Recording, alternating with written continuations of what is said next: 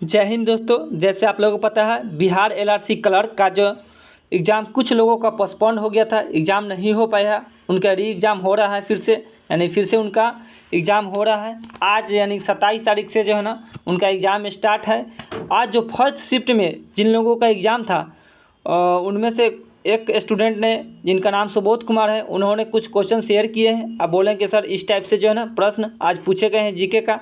साथ ही आपका math reasoning का बात करें तो मैथ रीजनिंग पहले जिस टाइप से पूछा जा रहा था सेम वही पैटर्न रखा गया है। मैथ रीजनिंग का जो जो टॉपिक हम बताए हुए थे या जो पूछा गया था, जो टॉपिक हम इसमें डिस्कस किए थे मैथ रीजनिंग का, सेम उसी टाइप का प्रश्न पूछा जा रहा है, उसी टॉपिक से पूछा जा रहा है मैथ रीजनिंग का। हाँ, उन्होंने बताया कि जीके का क्वेश्चन सर थोड़ा डिफ़िकल्ट आ रहा है। हम पहले भी बता चुके हैं कि जीके जो है ना आपका थोड़ा आपको डिफ़िकल्ट आएगा। डिफ़िकल्ट क्या है, उसमें जो है ना वन लाइनर क्वेश्चन नहीं दे रहे हैं। जैसे एक ही दो क्वेश्चन को जो है ना एक साथ कंबाइन कर रहे हैं और पूछ रहे हैं ए सही है या बी सही है, माने कथन करके दे रहे हैं उसमें से आपको चुनने के लिए ए और बी सही है या दोनों सही है या इनमें से कोई नहीं सही है। इस टाइप के प्रश्न आपको जीके में जो है ना आपको दे रहे हैं। तो थोड़ा इसलिए जो है ना थोड़ा आपका डिफ़िकल्ट जो है ना जीके हो गया है। तो आप लोग ज़रूर उसको ध्यान में रखते हुए आप लोग देख लीजिएगा। अगर जो सही आंसर होंगे वही आप टिक लगाइएगा, ज़्यादा नेगेटिव नहीं लीजिएगा। साथ ही आगे बात कर लेते हैं। आज कुछ क्वेश्चन भेजे गए हैं सुबोध कुमार के द्वारा, जो हम आज अभी आप लोगों को डिस्कस करने वाले हैं। और देखिए उनमें से किस टाइप का जो है ना आपका प्रश्न पूछा गया है, और उसी टाइप से आप जो है ना जिनका भी आगे एग्ज़ाम है वो आप तैयारी करके जाइएगा। तो चलिए, तो हम प्रश्न स्टार्ट करते हैं। उससे पहले आप लोगों से रिक्वेस्ट है कि आप लोग अगर मेरे चैनल पर नए हैं तो एक्सप्रेस स्टडी को ज़रूर सब्सक्राइब कर लें, ताकि जो भी इस एग्ज़ाम से संबंधित आपका अपडेट होगा हम आपको जो है ना आप तक सबसे पहले पहुंचाएंगे। अगर किन्हीं को अगर पीडीएफ चाहिए इसका तो आप मेरे टेलीग्राम चैनल ज्वाइन कर सकते हैं, या मेरा व्हाट्सअप नंबर है उस पर आप मैसेज कर सकते हैं, वहाँ से भी आप पीडीएफ ले सकते हैं।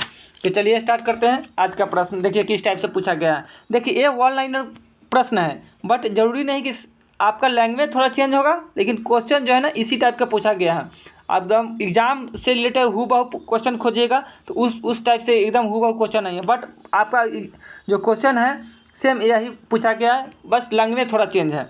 ठीक है, चलिए देखिए। पहला प्रश्न था आपका 1857 के विद्रोह का तत्कालीन कारण क्या था।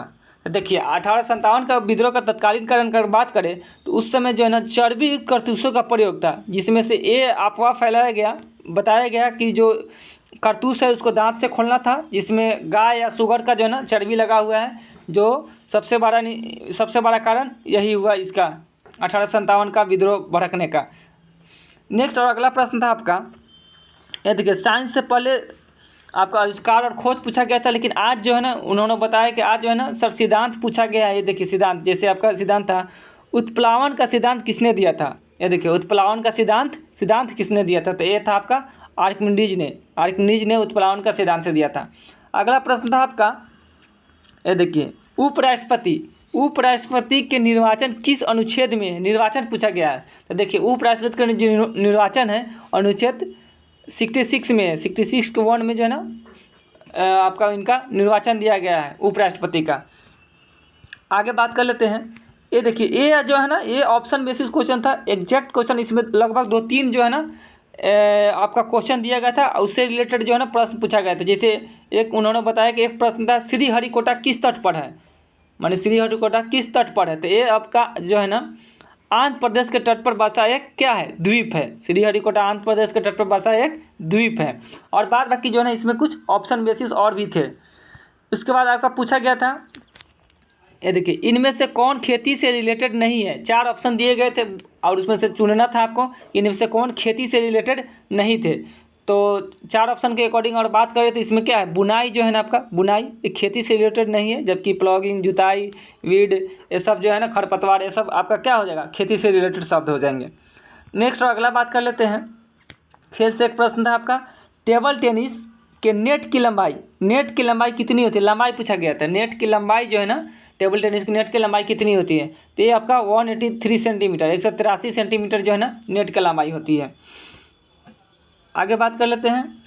ये देखिए नर्मदा नदी के बारे में भी पूछा गया था। नर्मदा का सहायक नदी कौन है? नर्मदा का आपका जो है ना सहायक नदी कौन है? ये ऑप्शन बेसिस क्वेश्चन था। ये जो है ना आपका नर्मदा का सहायक नदी कौन था? अब उसमें ऑप्शन में क्या दिया था वो तो उन्होंने नहीं बताया। नर्मदा का सहायक नदी कौन सा था? अगर ऑप्शन की बात करें तो कुछ ऑप्शन इसमें हम बता दे रहे हैं कौन कौन सा सहायक नदी है। कुछ ऐसे बहुत सारा इसमें सहायक नदी है, जैसे उड़ी हो गया, तवा हो गया, कोलार हो गया, और भी सारे जो है ना नर्मदा का सहायक नदियाँ हैं। आगे नेक्स्ट अगर बात कर लेते हैं क्वेश्चन को, तो अगला क्वेश्चन आपका था रॉलेट एक्ट को कौन बिना वकील बिना दलील वाला कानून या काला कानून कहा था? माने काला कानून, रॉलेट एक्ट को कौन बिना वकील या बिना दलील का कानून कहा था, या इसको बोले तो काला कानून इसको किसने कहा था? तो इसको जो काला कानून कहा था महात्मा गांधी ने कहा था। किसने? महात्मा गांधी ने। आगे बात कर लेते हैं नेक्स्ट क्वेश्चन का। अगला आपका क्वेश्चन पूछा गया था 67वें फिल्म फेयर अवार्ड 2022 में सर्वश्रेष्ठ अभिनेता का पुरस्कार किससे मिला है? 67वें फिल्म फेयर अवार्ड 2022 में सर्वश्रेष्ठ अभिनेता का पुरस्कार किसने मिला है? तो ये मिला है रणवीर सिंह को। फिल्म 83 के लिए रणवीर सिंह को सर्वश्रेष्ठ फिल्म का जो है ना अवार्ड मिला है, सर्वश्रेष्ठ अभिनेता का अवार्ड मिला है। इसी में एक और था आपका, इसी में एक और है।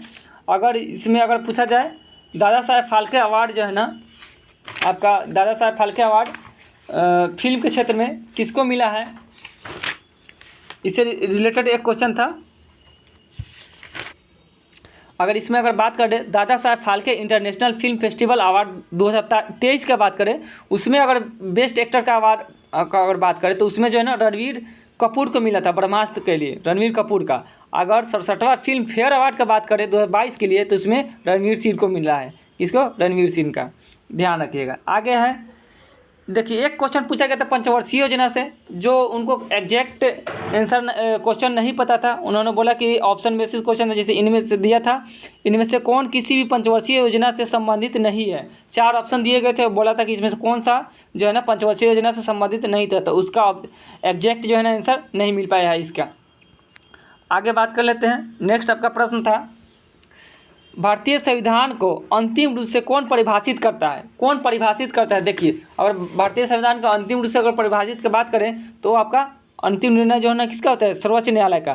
सर्वोच्च न्यायालय जो है ना अंतिम रूप से इनको परिभाषित करते हैं। अगला प्रश्न आपका था विधान परिषद का कार्यकाल कितने वर्ष का होता है? विधान परिषद का उसके सदस्यों का कार्यकाल कितने वर्ष का होता है? तो ये 6 वर्ष का होता है।